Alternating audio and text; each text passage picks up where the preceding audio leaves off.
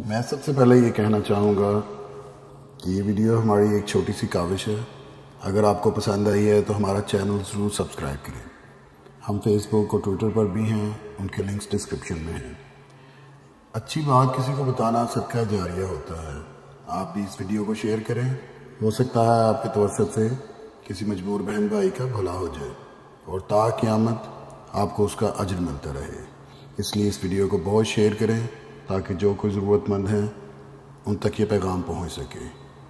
اور دوستو، اس ویڈیو کو سبسکرائب کرنے کے لیے یہ آپ سبسکرائب پہ کلک کریں گے اور اس کے بعد بیل کے آئیکن پہ کلک کر کے ہمارے چینل کو سبسکرائب کر سکتے ہیں۔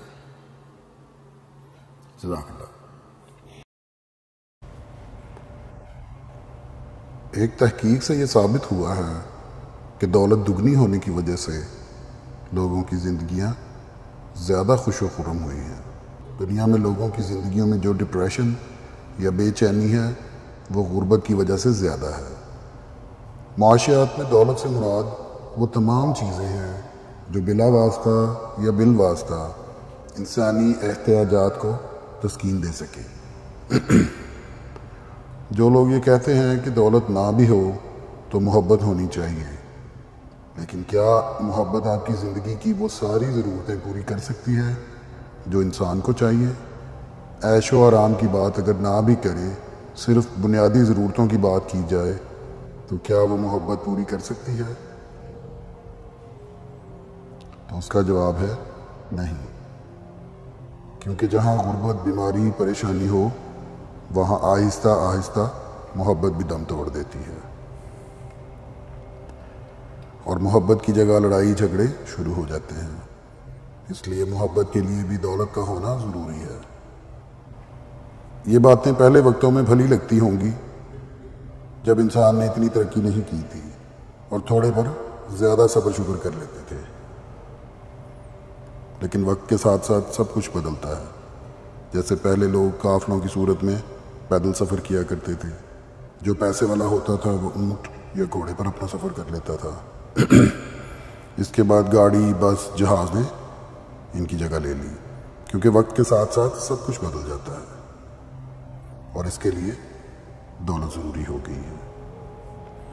میں اپنے ایسے ہی دوستوں کے لیے جو کہ غربت کی وجہ سے پریشان ہیں یہ وظیفہ لے کے آیا ہوں تاکہ وہ بھی زندگی کی خوشیاں خرید سکیں، اپنے بچوں کو اچھی تعلیم تربیت دلانے میں کسی سے پیچھے نہ رہ جائیں۔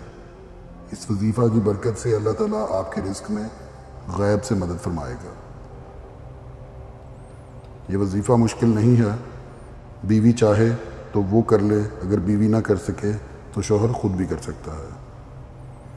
اس وظیفے کے ساتھ ساتھ 5 نمازوں کی پابندی بہت ضروری ہے، خاص کر فجر اور عشاء کی نماز، کیونکہ کئی لوگ صبح کی نماز قضا کر لیتے ہیں کہ آنکھ نہیں کھلی یا اتنی صبح اٹھا نہیں جاتا، اور عشاء کی نماز باتوں میں یہ ٹی وی کے آگے وقت گزار کر قضا کر لیتے ہیں۔ اگر نمازوں میں پابندی نہیں ہوگی تو یہ وظیفہ کام نہیں کرے گا۔ یہ وظیفہ کیا ہے، کوئی بھی وظیفہ کام نہیں کرتا، کیونکہ آپ پہلے اپنی بندگی کا حق ادا کریں۔ جو کچھ اللہ تعالیٰ نے آپ کو عطا کیا ہے اس پر اس کا شکر ادا کریں۔ جب تک آپ اس کا شکر ادا نہیں کرتے، آپ یہ کیسے سوچ سکتے ہیں کہ آپ اس لائق بھی ہیں کہ اس سے کچھ مانگ سکیں؟ وہ جو پتھر کے کیڑے کو بھی بھوکا نہیں رکھتا، آپ تو پھر اس کی اشرف المخلوق ہیں، وہ آپ کو کیسے خالی ہاتھ لوٹا سکتا ہے؟ مگر آپ کو بھی چاہیے کہ اپنے آپ کو اس قابل بنا لیں۔ فجر کی نماز ادا کرنے کے بعد 200 مرتبہ الفتاح اللہ تعالیٰ کا نام ہے، یہ 200 مرتبہ اس کا ورد کرنا ہے، اول و آخر 3 بار درود ابراہیم،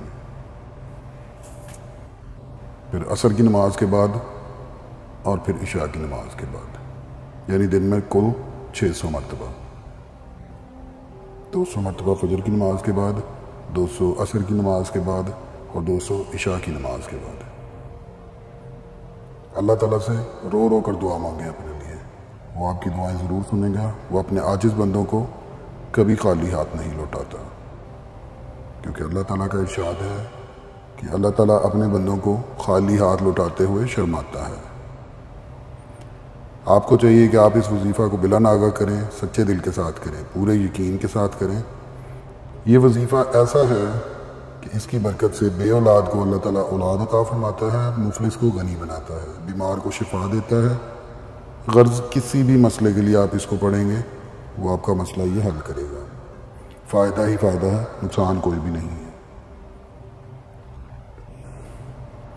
اس وظیفہ کو کرنے سے گناہ بھی معاف ہوتے ہیں، انسان کے اندر اتنی طاقت آ جاتی ہے کہ گناہ کو ترک کر دیتا ہے، گناہ کا خیال اس کے دل میں آتا ہی نہیں، اگر آ بھی جائے تو وہ اس کو رد کر دیتا ہے، کیونکہ اس کے دل میں اپنے اللہ کی محبت ایسی بیٹھ جاتی ہے کہ وہ اللہ کو ناراض نہیں کر سکتا۔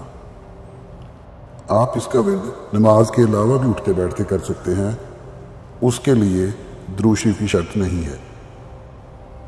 اگر آپ اس ورد کو اپنی عادت بنا لیتے ہیں تو آپ کے گھر سے کبھی بھی برکت ختم نہیں ہوگی اور کوئی بیماری بھی نہیں آئے گی انشاءاللہ۔ اللہ حافظ۔